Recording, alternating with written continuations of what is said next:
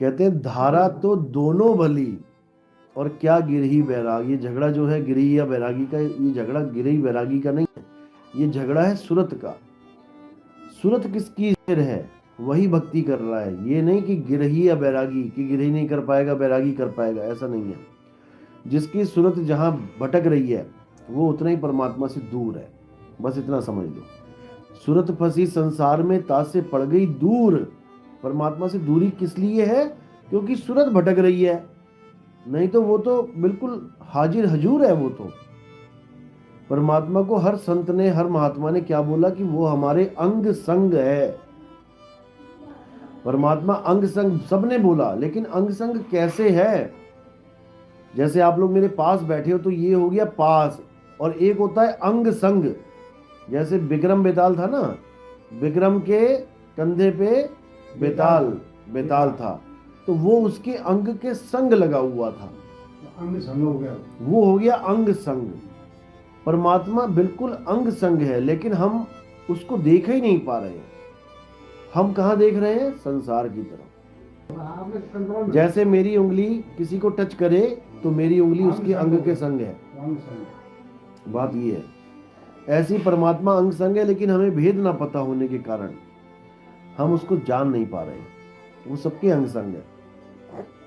अब भेदी गुरु क्या करता है, उसका भेद बताता है कि तुम्हारे अंग संग कैसे हैं। और कोई मंत्र जंत्र तंत्र नहीं देता भेदी गुरु कि ये मंत्र जप लो सारी उम्र जपते रहो। वो तो मंत्र छुड़वा देता है कि जो तुम नाम जप रहे हो वो भी छोड़ दो। सोई गुरु पूरा कहावे, दो अक्षर का भेद बतावे, एक छुड़ावे एक लखावे। जो अंग संग है उसका लखाव करा दे, और जो नाम जप रहे उसको छुड़वा दे, तब प्राणी घर निज घर को जावे। तब तुम्हारी मुक्ति होगी, तुम्हें कोई रोकने वाला नहीं है। हम रुकते हैं इस संसार में अपनी मूर्खता की वजह से, क्योंकि हमें अंग संग परमात्मा का भेद ही नहीं पता है। तो हमारी सूरत क्या होता है, संसार में फंस जाती है। मरते हुए किसी को लगता है कि बेटा बुला लो, बेटी बुला लो, मैं चेहरा देख लूँ उनका मरने से पहले। कोई अपनी प्रॉपर्टियां देखने लग जाता है, कहीं ध्यान फंस जाता है। कोई अपने किसी और चीज़ में ध्यान फंस जाता है, यानी कहीं ना कहीं मरते हुए आदमी का ध्यान अटक जाता है, इसीलिए वो भटक जाता है। अब ये ध्यान कहाँ होना चाहिए, बस यही ज्ञान है, और कोई इस दुनिया का ज्ञान किसी काम का नहीं है। ज्ञान क्या है, हमारा अंत समय में ध्यान कहाँ होना चाहिए। अंत मता सो गता। जहां अंत में आपका मत होगा वहीं आपकी गति हो जाएगी। इसी को बोला है कबीर साहब ने, जहां आशा तहां वासा। बस तुमने ये जानना है कि जब मैं शरीर छोड़ूंगा तो मैं कहाँ ध्यान रखूं, किसका ध्यान करूं, कैसे करूं, यही ज्ञान है। तुम्हारी मृत्यु कैसे भी होए, ट्रक से कुचल के मर जाओ, पहाड़ से गिर के मर जाओ, कैसे भी हो, उससे कोई फर्क नहीं पड़ता। आपकी सूरत एक पल में काम करेगी। शरीर तो सुन्न हो जाएगा, पहाड़ से गिरा सुन्न हो जाएगा, ट्रक के नीचे कुचल गया, शरीर का तो पता भी नहीं लगेगा आपको गया कहाँ। ये किसी ने गोली मार दी, पता ही नहीं लगेगा गोली कब घुस के कब निकल गई। गोली लगने से कोई रोता नहीं है, उसी वक्त हार्ड मांस सब सुन्न हो जाते हैं। वो शरीर देख के रोता है कि अरे गोली लग गई मुझे, तब रोने लग गया। दर्द से नहीं रोता है। गोली का दर्द तो तब पता लगता है जब शरीर ठंडा पड़ जाता है, तब समझ में आता है कि कुछ लगा है। एक्सीडेंट भी होता है तो आप देखो, चिथड़े उड़ गए पैरों के, लेकिन उसको पता ही नहीं लग रहा है कि मेरा पैर भी है कि नहीं है। वो तो 2 दिन के बाद जब हॉस्पिटल में ब्लड ठंडा होता है, कहने का मतलब तब समझ में आता है। तो सूरत 2 सेकंड के अंदर अपने घर को पहुंचने का काम कर सकती है, अगर उसे पता हो तो। जैसे ही शरीर छूटा, सीधे सूरत अपने ठिकाने पे, इसको कोई रोक भी नहीं सकता। इसी को बोला, जैसे स्वान कांच मंदिर में भ्रमते भूख मरे हो, कहे कबीर नलनी के सुगना तोहे कौन पकड़े हो। तुझे कौन पकड़ सकता है, तुझे कोई नहीं पकड़ सकता, क्योंकि तेरे पंख हैं। बहेलिया पक्षी को कभी नहीं पकड़ सकता जब तक पक्षी मूर्खता ना करे, वो दानों पे आके ना बैठे। पकड़ के दिखा दे बहेलिया, नहीं पकड़ सकता। और ये दाने क्या हैं, ये दाने ही हमारा परिवार है, हमारी माँ, हमारा भाई, हमारा बेटा, हमारा ये, हमारा वो। कैसे ध्यान, जगह सब दाने ही हैं। संपत्ति है। जहां पर भी आपका ध्यान फंसा है वो दाने ही है। जगह जमीन को तो अभी कंप्रोमाइज कर भी दोगे, लेकिन माँ को कैसे करोगे? माँ की तबीयत ठीक नहीं है, ऑपरेशन के लिए 10 लाख रुपए चाहिए, जगह जमीन बेच दोगे?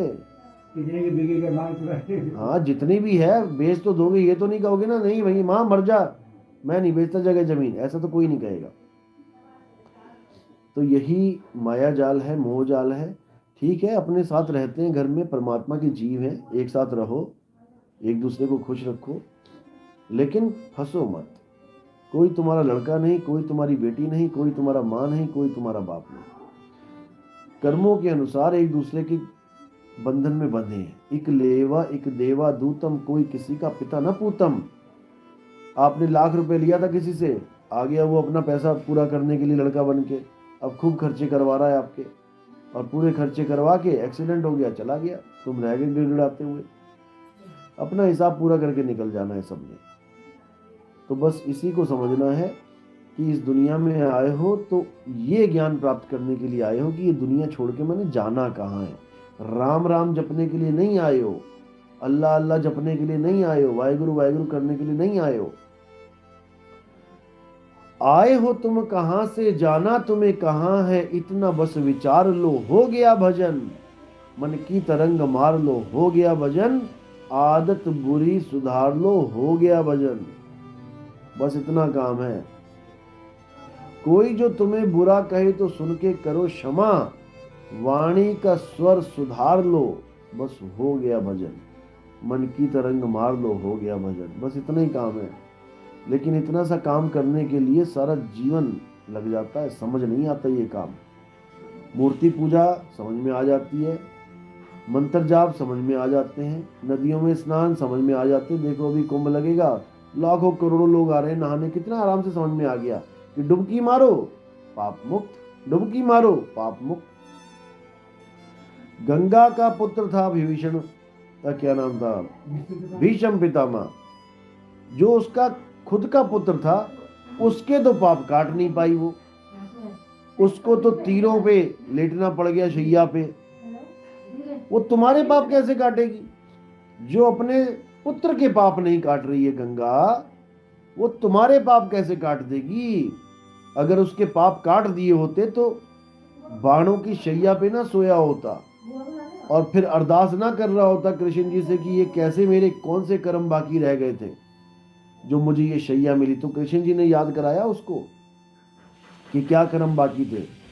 तो गंगा जब अपने पुत्र के पाप नहीं काट पा रही है, तो तुम्हारे पाप कैसे काटेगी? कभी नहीं काटेगी। गंगा केवल तुम्हारा तन धो सकती है। खूब मल मल के धो लो, पसीने की बदबू चली जाएगी, फ्रेश हो जाओगे, बिल्कुल तरोताजा हो जाओगे। इससे ज्यादा कुछ नहीं कि कहो तुम्हारा मन साफ हो जाए। अगर मन साफ होता तो जितने भी ठग बैठे हैं गंगा के किनारे बैठे हैं, जितने भी ठग हैं, बनारस के ठग बोला कबीर साहब ने, बनारस में ठग मशहूर है ना, वो सारे गंगा के किनारे बैठे हैं। उनके मन क्यों नहीं धो दिए? अगर गंगा मन धो सकती है तो नहीं धो सकती। गंगा केवल तन धो सकती है। और केवल गंगा ही नहीं, कोई भी नदी हो, तुम्हारे जो टैप वाटर चल रहा है तुम्हारे यहाँ, वो भी तुम्हारा तन धो सकता है। उसमें कोई फर्क नहीं है गंगा के पानी में और उस पानी में। बस यही है कि गंगा के पानी में कीड़े नहीं पड़ते और उसमें कीड़े पड़ जाते हैं। कीड़े क्यों नहीं पड़ते? क्योंकि गंगा का पानी जिन जंगलों से आता है, वहां पर ऐसी ऐसी जड़ी बूटियों से टच होता हुआ आता है, सल्फर से टच होता हुआ आता है कि वो कीड़े पड़ने नहीं देते। इससे ज्यादा कुछ नहीं। तो इसी को समझना है। असली गंगा क्या है? ज्ञान ही गंगा है।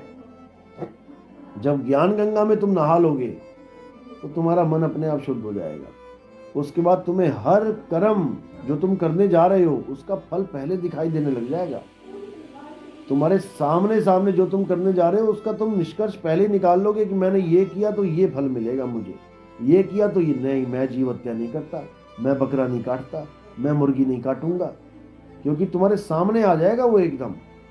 चाकू हाथ में आते ही तुम्हें पता लग जाएगा बेटा ये तो अनर्थ होने जा रहा है, उसी वक्त फेंक दोगे। तुम किसी को मार नहीं सकते इस ज्ञान में आने के बाद। हाँ, सांप वाप आ जाए, कोई घर में घुस गया, बच्चों के लिए खतरा है, पहले तो तुम कोशिश ही करोगे निकालने की। अब नहीं निकल रहा है, जान पे बनाइए तो भले आत्म रक्षा के आधार से अगर उसको मारना भी पड़े तो, लेकिन वैसे नहीं मारोगे कि जी वैसे ही मार देंगे, ऐसे नहीं मार पाओगे, बचाओगे, हर जीव से प्रेम करोगे। तो ये ज्ञान ऐसा है, इसमें आत्मा का जिक्र है, आत्मा का ज्ञान है। कृष्ण जी ने पूरी गीता में यही समझाने की कोशिश की बार बार कि आत्मा को जानो,